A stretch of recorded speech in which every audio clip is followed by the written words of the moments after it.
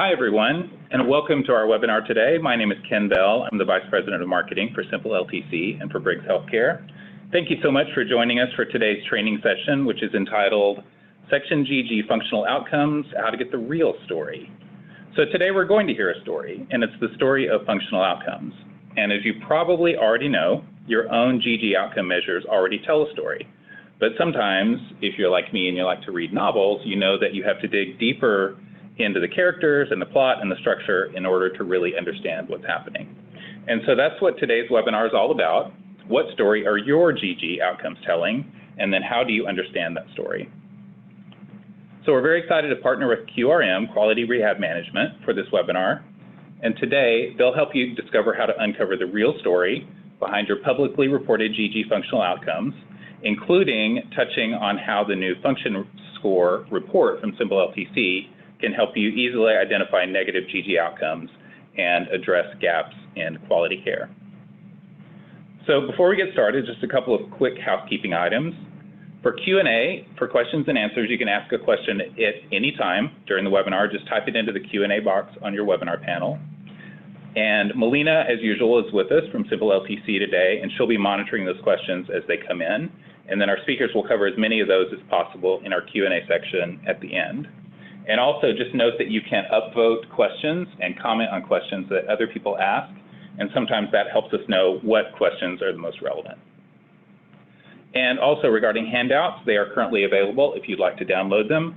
There's a link in the chat section. Just click on the chat box in your webinar interface, and you can download that file in PDF format.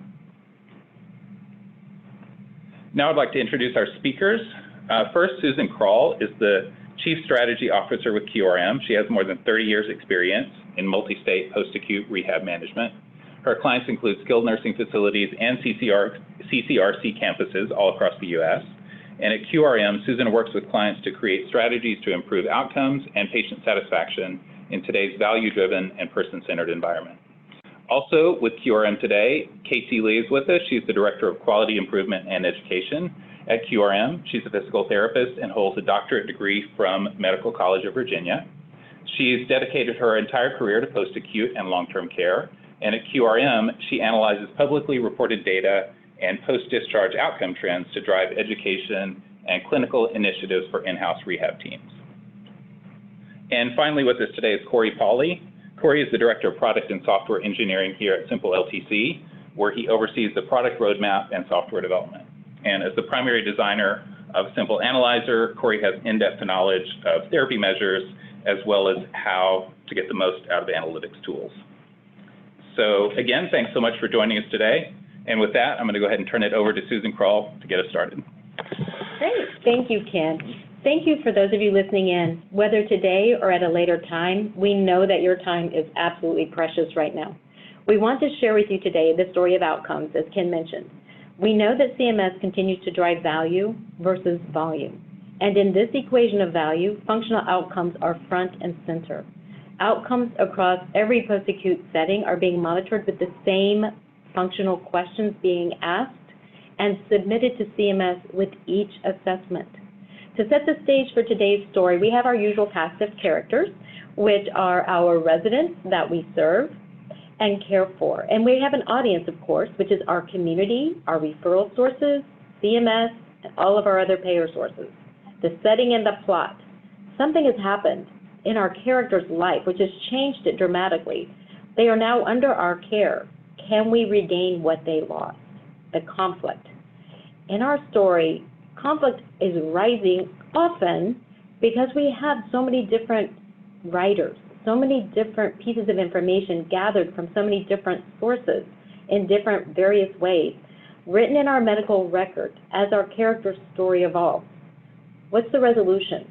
Resolution comes in when our caregivers or writers unite around our character to work together towards the happiest ending possible. And finally, our writers. It's up to you.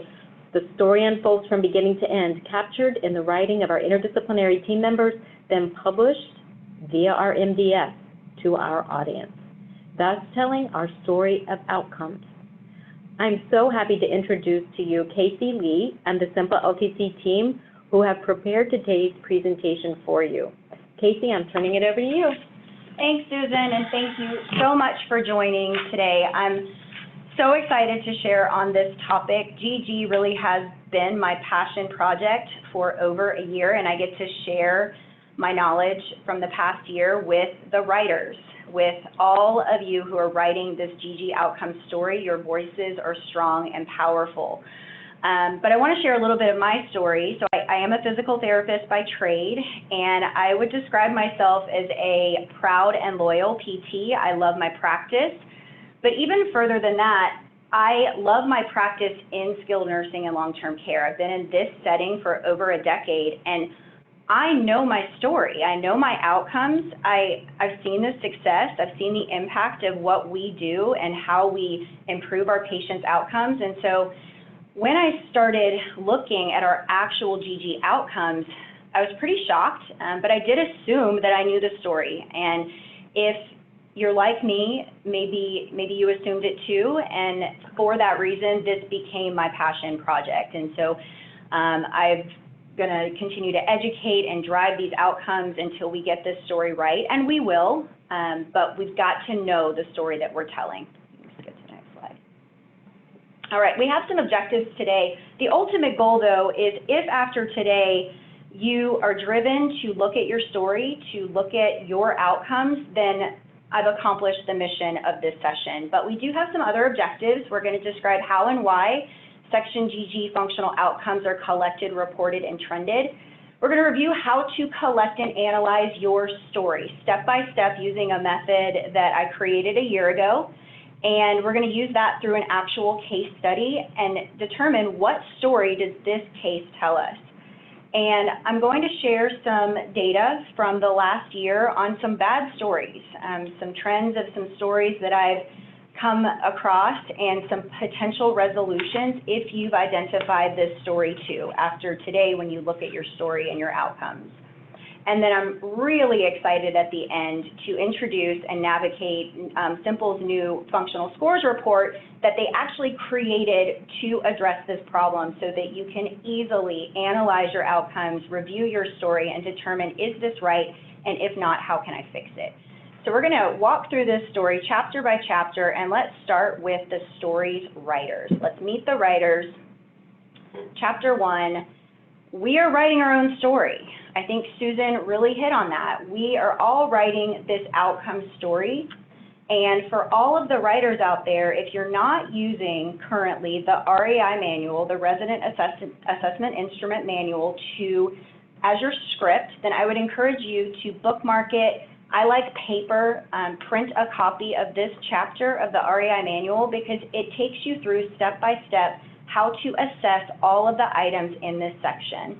It also defines all of the components of Section GG, and there are multiple writers of this story. The point of view of the resident, the family, the care staff, any IDT member who witnesses or assists with functional mobility may be used, their story may be used to support the usual performance story. But this is really about nurses and therapists. That's who we're talking about as the primary writers of this story. Nursing, your point of view, your perspective is critical to capture that baseline function assessment prior to the benefit of intervention, which is most likely coming from therapy. So nurses, your voices are strong and powerful. I want to know, we need to know your point of view, your perspective in the first 3 days before the patient benefits from the therapy interventions. Now, we're collecting this usual performance story from everyone. And Rehab, I need to know your story too, because your point of view in the first 3 days really sets the ceiling of function. If the therapy team reports that a patient is supervision touching 0-4 with bed to chair transfers, then I already know that the nursing perspective is likely more burden. There's more burden of care on the nursing side because it's Rehab's job to improve function. They are simultaneously intervening while they're collecting those GG items for assessment.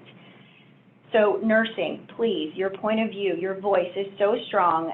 Make sure that it's loud and proud in that first 3 days because we want to get that baseline assessment lower. The lower that baseline score, the more room you have to grow for your change score, which is one of the stories we're telling. And one of the assumptions that I made in the very beginning that was much stronger. I believed that the story we were telling was much stronger, and unfortunately right now it's not. So we have an opportunity by bringing that baseline assessment down in the first 3 days. Now, rehab, I need your point of view and your perspective. It's critical in the last 3 days. I always want your usual performance perspective, right? We're all contributing, but rehab, your strong, powerful voice, loud and proud, shout from the rooftops all of that you've achieved throughout the episode of care. You've worked with these patients to get them to this highest functional level.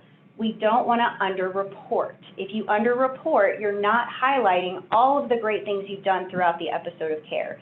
So in the last 3 days, prior to that discharge, that planned discharge, rehab, meet with nursing, meet with your interdisciplinary team, and discuss each item.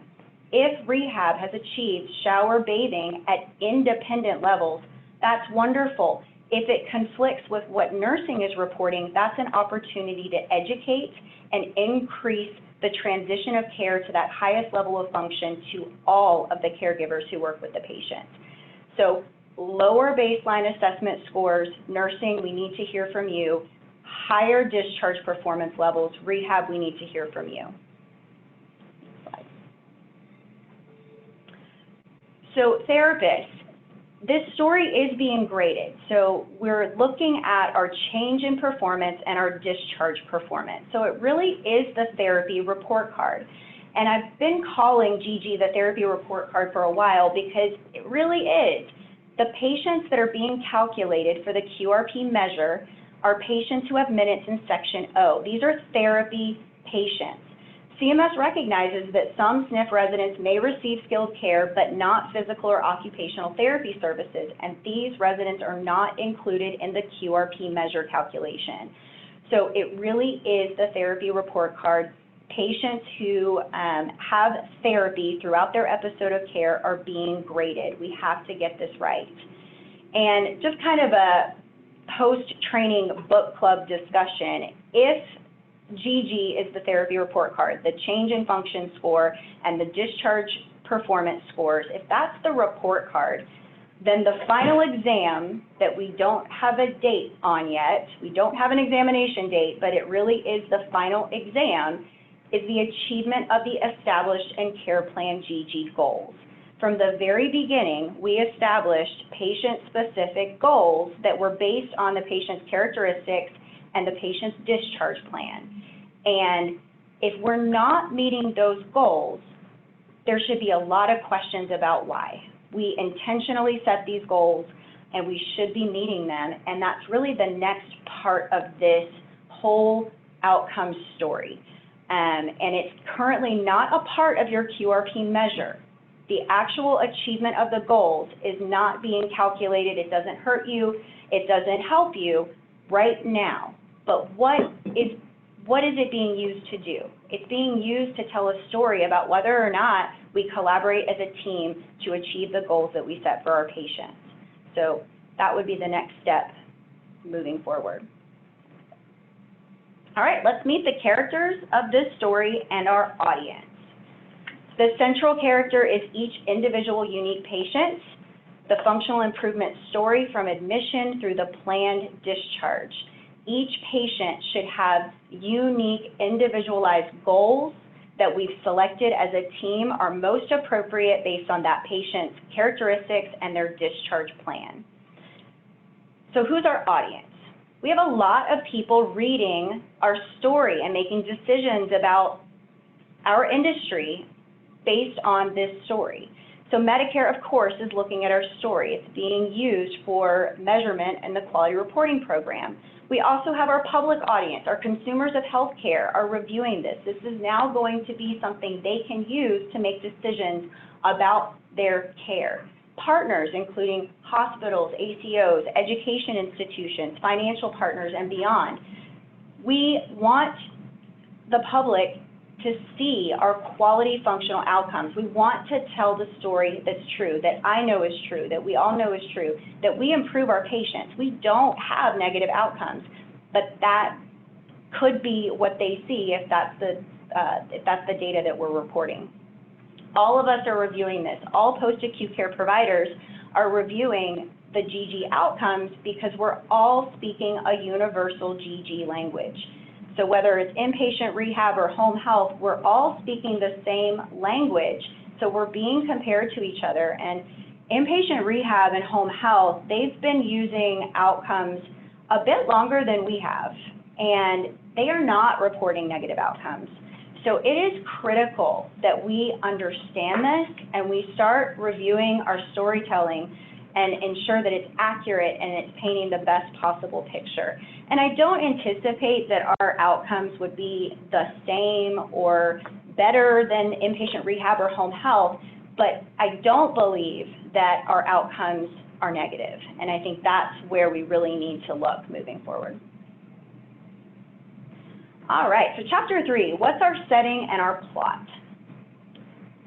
It's pretty simple. There's not a lot of setting and there's not a lot of plot when it comes to GG. It's really the first 3 days and the last 3 days. That's all you get to tell the story. So we've got to get it right.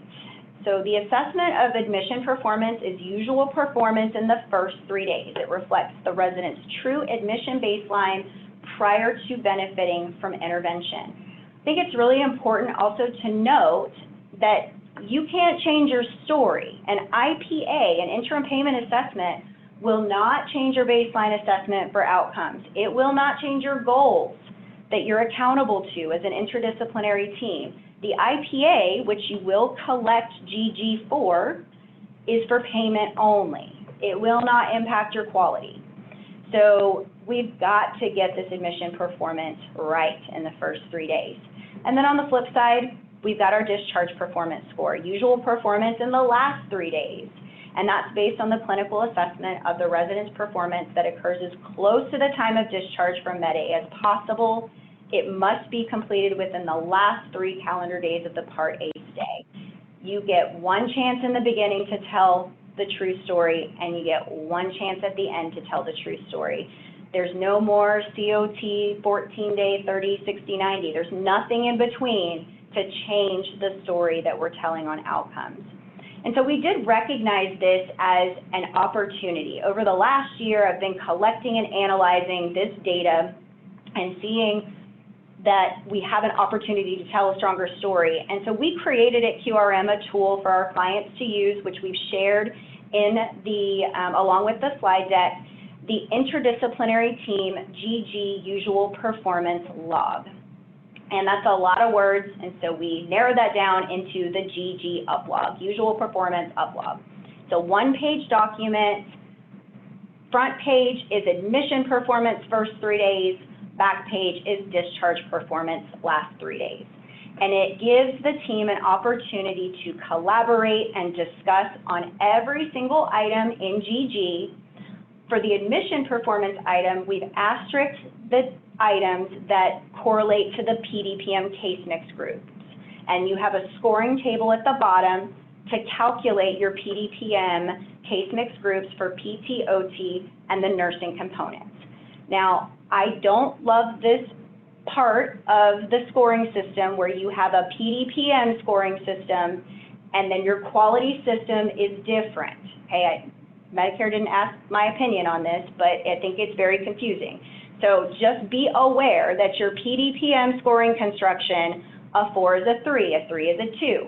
That is not the way you score this for quality, okay? The quality scoring is completely different, but on the first page of the GG uplog, we give you the scoring construction so you can capture and collect your PDPM case mix groups. We've given you a column to include your nursing and therapy initials so that it is truly collaborative. That is the intention of this worksheet, to be collaborative and to ensure that there's not just one discipline writing the story. When one discipline writes the story, it's not a good story. So page 2 is the discharge performance. It's the last 3 days, and we've given you a column where you can include your individualized, unique patient goals. Now, one of the first things that I'll look for when I'm training and supporting a team, I'm looking to see that not every single goal is selected on every single patient. When we blanketly select every single one of these items, there's 24 items in the item set. When we blanketly select all the items, that's not patient-driven. That's checking a box. And the other thing I'll look for is every single goal selected at independent 0-6. A whole line of sixes tells me that we're setting, I call it the unicorn goal situation. It is a goal that's not achievable. It's mythical. It's not going to happen. And what ends up happening in the end is we have a bunch of goals that aren't met. We didn't even realize it, and now we're reporting that we've met 0% of our goals. And while this isn't something that's helping or hurting us right now, it's being collected right now, because you have to have a goal. That is part of the QRP requirement. You have to have a goal. That's the minimum requirement. But if we're not meeting the goals that we're setting, what does that say? What is that story? So it's an opportunity to review the goals that you've set. It's an opportunity for you to discuss as an interdisciplinary team what levels you've achieved in the last 3 days. And rehab, this is the time. This is the time to shine. All of those independent levels that you've achieved throughout the episode of care, we want to hear it, right? This is the time for you to showcase all of the independent levels, all the things you've worked on throughout this patient's stay. All right.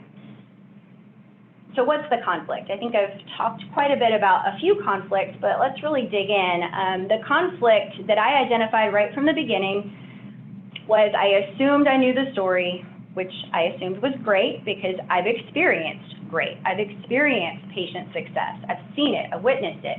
But if that's not the story we're writing, what is the story that we're writing? Is it fact or is it fiction? So if the story we're telling is fiction, then the conflict resolution is to improve accuracy. If it's not real, it's not right, then we need to get it more accurate. It needs to be a nonfiction fact story. But you may find when you start reviewing your story and reviewing your outcomes that you are telling a nonfiction story. It is fact. And maybe you still don't have strong outcomes. That might happen. And if that does, then your conflict resolution is improving quality of care. That might be an opportunity to take a look at the goals that your rehab team is selecting. If you consistently are not meeting goals for showers and bathing, then I would take a look at the therapy interventions. Are we working on showers and bathing? People get better at a task when we actually do the task, not pegs and puzzles and arm curls. So if you're having an issue improving outcomes, focus on those outcomes. But it really comes down to looking at the story. Is it fact? Is it fiction? That's the only way you're going to be able to determine how to fix it uniquely to your facility and your issues. But there's two stories that we're telling here. The change in function story, which is that difference between the admission self-care score and the discharge self-care score. And then the same thing for mobility, the difference in the admission discharge score for mobility and the discharge score for mobility 15 to 90. So remember when I said that the PDPM construction is different from the quality scoring construction? This is the difference. So for quality, your lowest score for self-care is 7 points. So if a patient is completely dependent at admission, then they would get 7 points out of 42 total points. And then at discharge, if they're completely independent with every single item, then their total score would be 42 points. That's the highest score you can get. So of course, we're looking for a nice, strong change in function score. The higher the change, the better the story. And we also have our expected discharge performance score. So based on the patient's characteristics, based on their prior level of function, CMS has created a discharge performance level that is expected. and we want to try to achieve the highest possible outcome. So really capturing highest performance level in the last 3 days. So those are our stories. So I'm going to take you through my process that I created a year ago, and this started, true story, with a legal pad, a pen, and a calculator, and then it evolved into a Word document, and then one Excel spreadsheet, and then another and another, and I've got an amazing team of people that I work with who created this result, which does all of the QRP math calculations for the change score, the discharge performance score, and we track, even though it is not something that you're being graded on now, we track the goal performance as well. How many goals did you select as a team, and how many goals did you meet? Because we've decided that that is something meaningful that we need to improve. So I'm going to take you in, and this is an actual patient that I pulled. So this is a patient that was seen for 34 days, up at the top, just to kind of orient you. And their PDPM case mix groups, their HIPS code, TK, so medical management for PTOT, SA, so no speech comorbidities identified, reduced physical function for nursing, and an NE for the NTA component. So by the looks of this, for 34 days, this patient was likely skilled by rehab. And when I look at a case, patient by patient, I start with the discharge summary. So I go straight into the MDS and I pull the discharge assessment because I'm looking for an assessment that's going to count towards this outcome metric. So I'm looking for a planned discharge for a patient who had therapy services at some point throughout their stay. And I scroll down to section GG and I type in the discharge codes that were reported by the team on the actual MDS. And so for this patient, eating was a 0.5 setup, oral hygiene was 0.4 supervision, and then the remaining self-care items were 0.3 partial mod assist. And the QRP calculation for this discharge performance was 24 points out of a total of 42. So 42 is the highest, this patient ended with 24 points, okay? So then I go to the admission, the IMA, the initial Medicare assessment, and I've got 2 columns that I'm gonna enter into my report. I've got my admission performance scores and I've got my goals. So we're gonna start with our admission performance scores, which in the beginning for eating were 5, setup. For oral hygiene, 5, setup. For shower bathing, upper body dressing, and toilet hygiene, all 0.3, partial mod assist. Yep. Lower body dressing, 0.2, substantial max assist. And donning and doffing footwear, 0.3, partial mod assist. So based on the admission performance, compared to the discharge performance over 34 days, this patient demonstrated no change. We started at 24, we ended at 24, and we haven't even gotten to the goals yet. So let's see what we put for the goals. For the goals, eating, oral hygiene, and toilet hygiene, we said we would get to independent, 0.6, 0.6, and 0.6. For the remaining items, we said 0.3 partial mod assist. So based on our admission compared to our discharge, we met 4 out of the 7 goals that we selected. We demonstrated no change in 5 of these functional items, a decline in 1 area, and an improvement in 1. So we would do the exact same thing for mobility, which I'm not going to do for the purposes of time, but you have the numbers in the slide deck if you want to do the math. But we're going to actually talk about the case study and what does this mean? What does this story say about the services that were provided? Now, skip over that. So this patient was seen, this says 36 days, but it was 34 days. The PDPM case mix groups, KAXE, so reduced physical function for nursing. This patient had over 1,000 minutes of OT across 27 days. and over 500 minutes of PT over 17 days, with a net change in self-care outcomes 0. We met 57% of the self-care goals that we individually selected for this patient, right? That's the intention of the goal. It's patient-specific.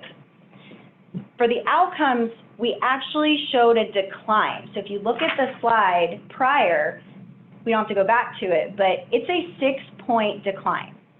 There were 4 items where we actually regressed significantly enough to decrease our score to 43 out of 90 points from we started at 49 points out of 90 points.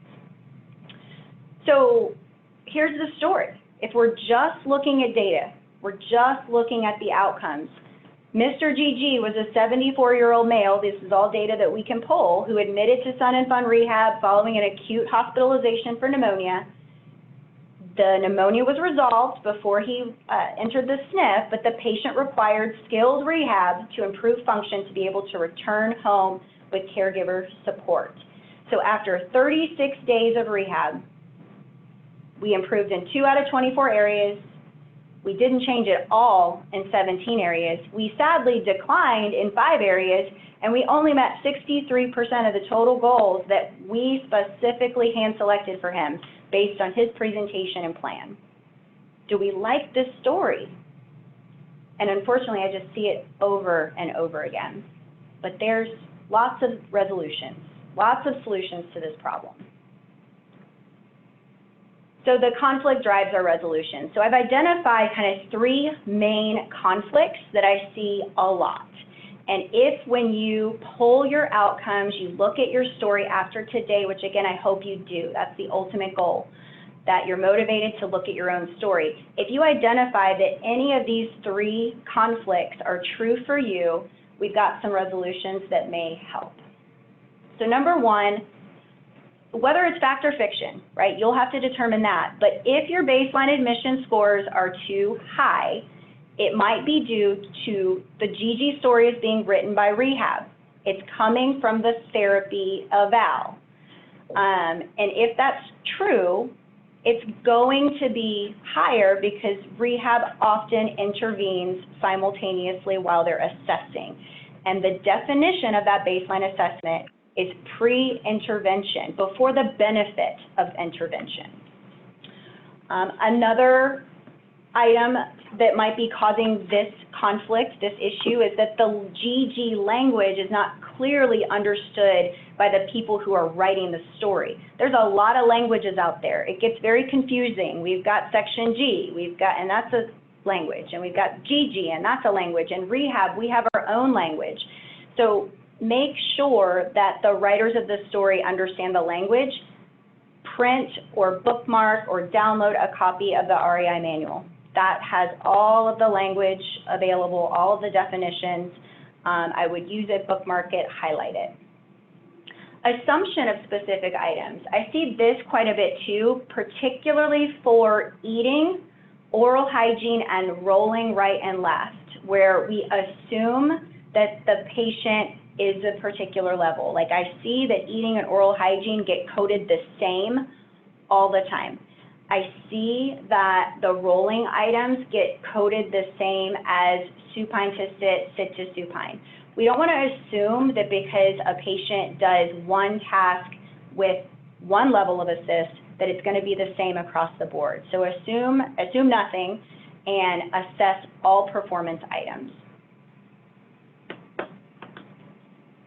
So another item that you might look for, another conflict that I've seen, another trend, is that the discharge scores are too low. And this could be because we're not getting that input from Rehab, so that it's being written by nursing and we're not getting the Rehab point of view.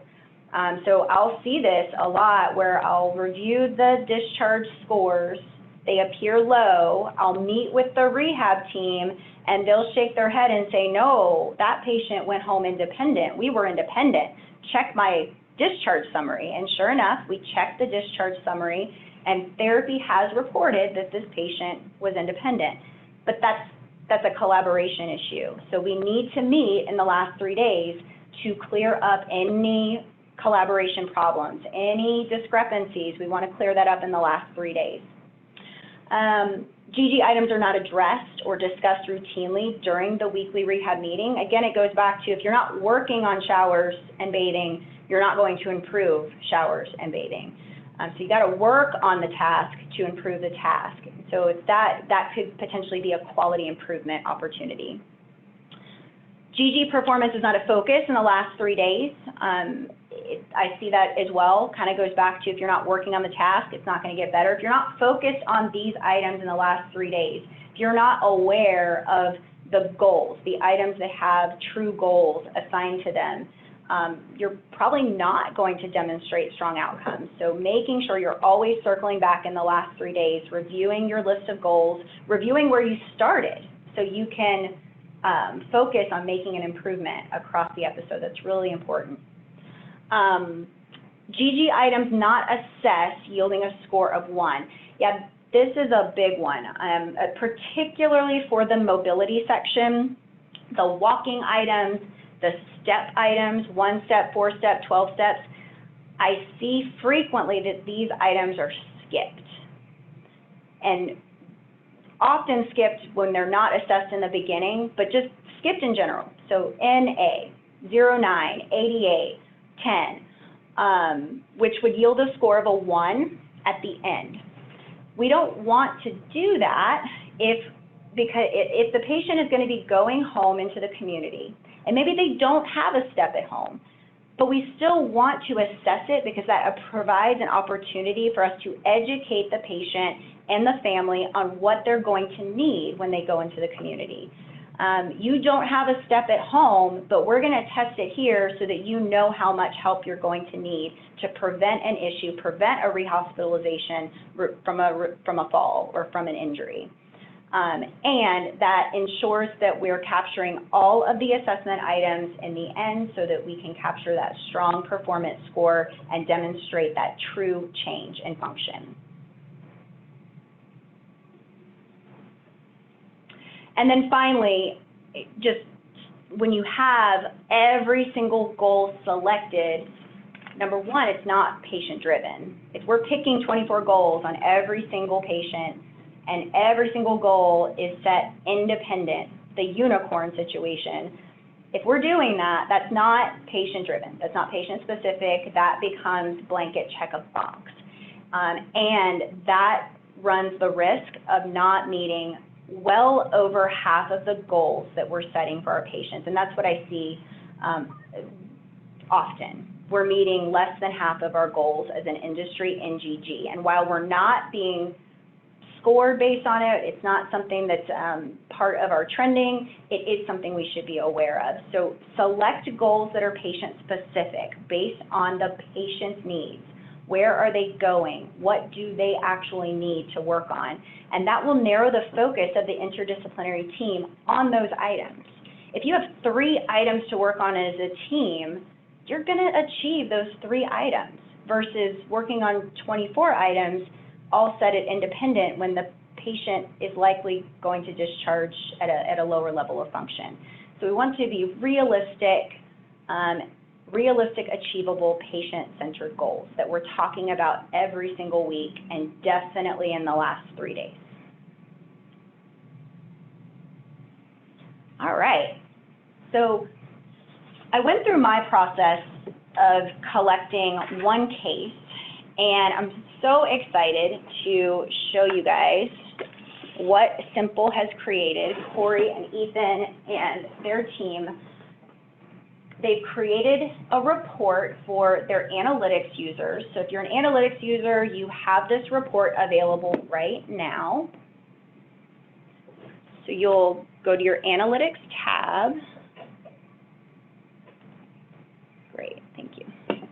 And then over to clinical and your function scores, okay? And so this is just a demo data to orient you to the report, because the hope is after today, you'll check it out. But whether you're a Simple user or not, you know, you've got some solutions for looking at your story one patient at a time. But if you are a Simple user and you have the analytics tab, go ahead and dig in. because this is rich information. So what you're going to see, so we've got this January 1st, you have your calendar up at the top, so January 1st through July 31st. You've got your entire company, so we can scroll down, we can see there's a lot of facilities that we're looking at. So this would be for a large company, and you can see how your company overall is comparing to all of the Simple users. So the Simple community, their average mobility change score from January 1st through July 31st is 14.74 points. And for this company, their average change in mobility across this time frame is 9.82. It's pretty good. Their goal would be to get closer and closer to their community averages. For self-care, the Simple averages change in function score is 6.21, and this company is reporting a 4.54 average self-care change. And so again, they would be looking to get closer and closer to their community, to the Simple averages as an improvement, as a quality improvement program. And what you can change the date ranges. That is an option. You can sort by your facility, if you know an individual facility that you'd like to look at. If you come over to your table, this is pretty cool. You can hover over the month and see how you're looking month over month. Of course, you can kind of see that from March down to April, we had a drop. So the drop from 5.53 in self-care down to 3.63 in April. So that's a nice, quick feature. It's a nice interactive graph.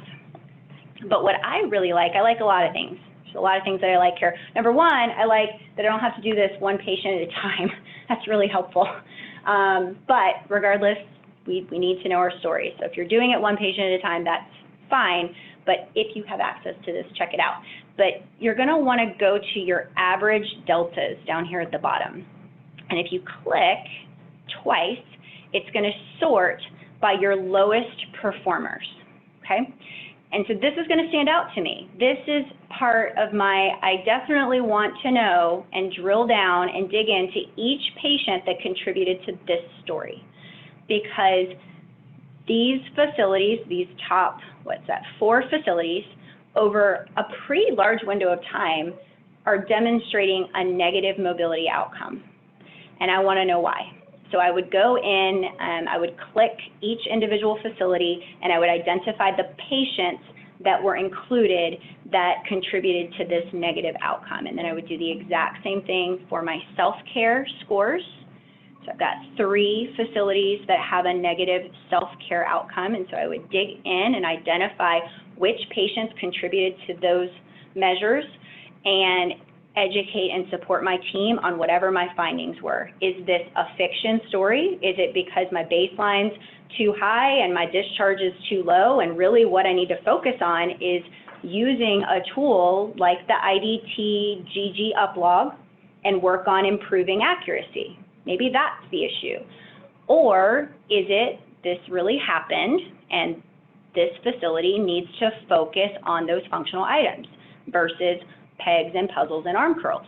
So you have to figure out what the individual issues are at your facility when you have a story that is negative, so that we can tell the right story, the strong story. There are other items here. So if you go to columns, I'm going to check out, let's see, let me go here, yeah. So I'm going to dig into one building just to kind of show you some other items that are really interesting that you can use. One is you can see how you scored at discharge compared to the expected mobility score. One thing that I was not able to do, because that is math way beyond my abilities, was to calculate the expected scores based on the covariates, based on the prior level of function. So Simple can do that. So they have the expected discharge performance scores in the system, and then so you know where you're going. So for this patient, the expected mobility score was 19.55, and they discharged at 22. So they met it. It's great. You're going to find patients who meet it, and you're going to find patients that don't. So you're going to want to dig into the ones that don't and figure out why, so that you know the story and solve the problem. You can also use this tool to look at your current caseload. Let's look at this patient down here. So for this patient, you have your expected score of 21.87. So that would be something you would talk about during those weekly meetings. Okay, our score, our expected target for mobility is 21.87. Where are we, team? How do we get there? So I would use this as a weekly interactive tool to care plan and ensure that we're working towards those goals. And I have learned from my pals over here at Simple LTC that they are working on adding the goals met versus unmet function. So that's something that is in the works. And so just keep checking out the report, and you'll see some changes over the next few weeks and months.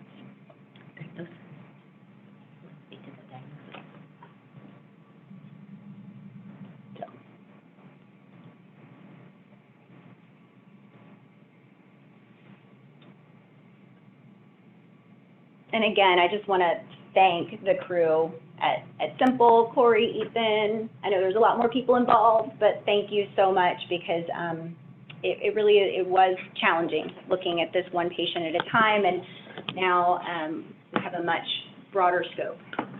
And we've been very, very glad to work with QRM, you especially, Casey, on building out this product, this piece of our product. And as with all of our tools, we will continue to iterate on this. For all of our current customers who are subscribed to our Analyzer product, you have access to this right now. And like Casey said, you will continue to see more updates to this. And we are always looking for more feedback on how we can improve this, how we can make more helpful for you during your everyday processes like Casey just went through. So always looking for more feedback, and we're going to continue to iterate this on this product to add more functionality like the goals met metrics. Okay, thanks so much, Corey. And as Corey mentioned, if you're a current Simple LTC users and you have access to the Simple Analyzer or the Analytics tab in your system, then you already have this report. But we want to give you a chance real quick to let us know if you would like more information. So if you don't currently subscribe to Simple Analyzer and you would like more information about this report, how to access this along with the other in-depth analytics within the software, please just let us know now. We'll leave this up for a few seconds, and then we'll move on from there. We'll leave this up just for a few more seconds, so just let us know yes, no, or maybe you're already a customer.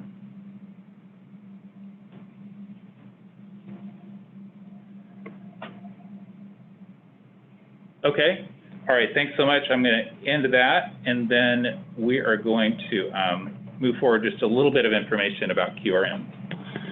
Thank you, Ken and Casey. Great job. I want to just share that Quality Rehab Management is very happy to partner with Simple LTC and constantly look for opportunity for improvement. We are in business to help our clients achieve and recognize their highest possible level of patient satisfaction, outcomes, and financial reimbursement commensurate with the services that you're providing. So we are an in-house rehab management organization.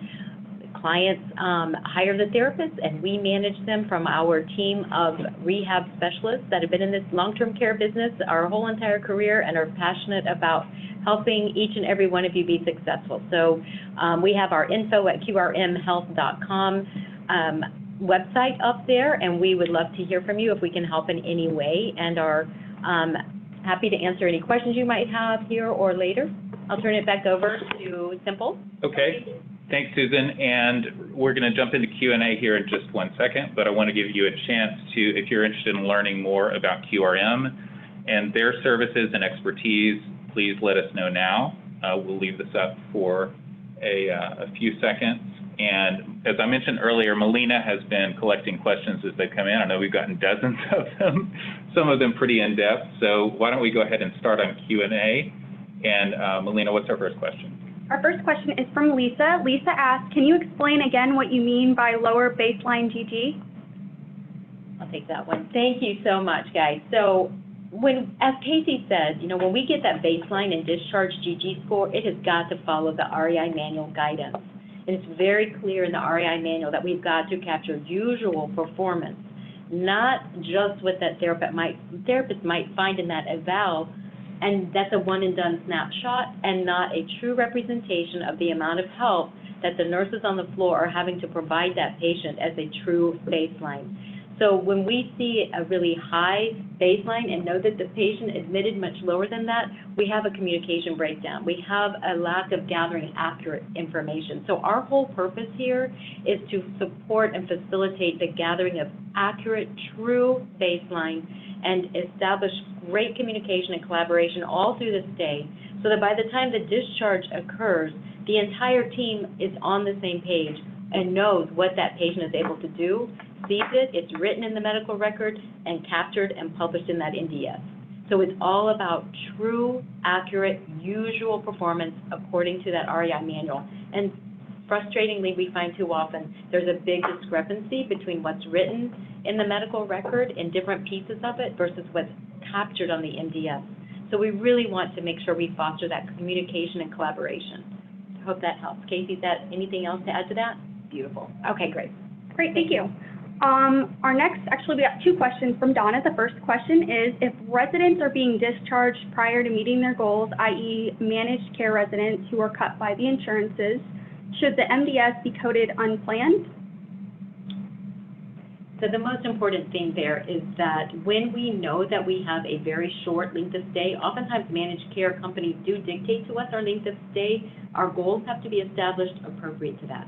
So that's another opportunity for communication and collaboration, is to be made aware and ask, how much time do we have with these patients? Set the appropriate goals for the length of stay that we have and prioritize what that patient has to achieve to transition safely to the next level of care. So planned or unplanned discharge, if we know we only have 14 days, that's a planned discharge. Correct. So we've got to communicate and be better at establishing what those patients' individualized goals are that are critical to a safe transition and meet them. Yeah, that's our goal. Great, thank you. Our next question, how do you code when the therapist states their goal as GCA or less? For example, do you code the goal as CGA? Sorry about that. Right. So that goes back to Casey's point of education and training of the coding that is GG language and not therapy language. Contact guard is therapy language. Are we providing supervision or touch? And we need to get all on that same language. Therapists can very easily translate what they're saying into what is MDS language and CNA level and nursing language. We need to just figure it out right now and start talking in that one language. Great, thanks. Our next question from JW. JW asked, are the goals selected, are they in the MDS or part of the rehab document? I'm so glad that that was brought up because the rehab documentation is never published. And when I say that, I mean the notes in the medical record, in the rehab plan of care, are in the medical record, but what is published for CMS, our payer sources, our community, our quality measures, our QRPs, are what is put in the NDS. So no matter what we have in the rehab side, if we have not communicated and collaborated and we're not on the same page, the MDS is not going to have an accurate story to tell. So we've got to make sure we're communicating and collaborating and getting into the MDS the true story. Great. That information in between is not captured. It's the first 3 days and the last 3 days. That's the story. Great, thanks. Our next question from Amy. Amy asked, why did we choose 5 goals when only 1 is required? We want to make sure that we're working as a team on what that patient needs for that successful transition. If we don't know, if the team doesn't know, the CNAs don't know that bathing is critical for that person to be able to go home alone, or dressing is critical, then everyone on the team isn't going to be working towards that goal. That is a required goal, essential for that patient to go home. It goes back to how can therapy have independence in the items we're working on, while the nurses on the floor might be coding that person still partial mod assist. I often find CNAs have no idea what the goals are, and they are just, we've all got to get on the same page, like they do with the rehab hospital, inpatient rehab hospital, like they do in home health. We've got to deal with reality and give the outcomes these patients are due, and we can do this in our setting if we just communicate. Yep. Great, thanks. Our next question is from Alana. Alana asked, if patient is not in rehab services, is collaboration or input from them still required? We're all part of an interdisciplinary team. Everyone has something to contribute. If they're not available, they're not involved, then they might not be an option to pull from. Every building has their own situation. I would love it if I could say therapy is involved with everyone's case, but if it's not, then it is really the REI manual does not require therapy involvement to answer these questions. What's required is that the services are provided that the patient needs, and that's an OBRA mandate that we all are under obligation to provide. But to answer the questions on the REI manual in section GG, it never states that a physical therapist or occupational therapist or speech therapist are required to be a part of the answer to the question. Great, thank you. Benjamin asked, when you discuss not setting a goal in every area, how does this work for MDS coding and submitting when we, the nurse case manager or MDS coordinator, are required to? So the goals, only one is required. I strongly recommend you go back to the REI manual and read that directly word by word. Dashes are allowed for goals that are not indicated for the patient's needs. Only the goals can be dashed. Please. Only the goals. Be very careful. Must assess all performance items at admission and discharge because you have to have performance to assess your change. But the goal is interdisciplinary and patient-centered. Great, thanks. Our next question is from Kristen. Kristen asked, what if your goals, I guess, are higher than the simple averages? That's great. Awesome. It's just got to be accurate. Yep. So the simple averages are about 3,500 buildings that are contributing here. So we have the benchmark is what is that patient able to complete? Let's get them there. And then if you want to see how your building is progressing and moving, at least you have something to compare yourself to, a community, to help look at what the rest of the world is doing. Not that the rest of the world has this down any better than you do. And sometimes your patients will decline. We are working with a fragile population, and if there is a decline, and that's truly what happened, it is what it is. We just have to know we've done the best we can and captured accuracy. Great, thank you. And our last question is from Nancy. Nancy asked, how often does rehab and NSD meet when you have admissions and discharges daily? Can you document for the first 3 days scores on a later date, like 4 to 5 days later, using the first 3 days scores only, looking for a workflow? Okay, we have an assessment window, right? We need to make sure it's completed according to the REI instructions for completion. From a practicality standpoint, remembering and finding out on day 5 or 6 what happened usually day 1, day 2, day 3, 24 hours in those days, middle of the night, how did that person toilet? How did they transfer? It's just unrealistic to me to expect that we're going to be able to create usual performance on day 5 or 6 in a silo. We've got to get it gathered from the frontline staff as assessed by nursing and gathered by and reviewed by the interdisciplinary team. Critical. Great, thank you so much. Great questions, thank you. Okay, well, thanks so much. I want to thank Susan Kroll and Casey Lee with QRM. Thank you so much for not just your expertise that you've shared with our audience today, but also the expertise you helped share with us in terms of driving product development, helping develop this report for all of our users and so forth. So very much appreciated to our friends at QRM, and also Corey Polly, thanks so much to you for your expertise in helping build this and contribute to our session today. Thanks so much for everyone for attending. We hope you found it helpful, and we hope everyone has a great day. Thanks so much. Have a great day, everyone.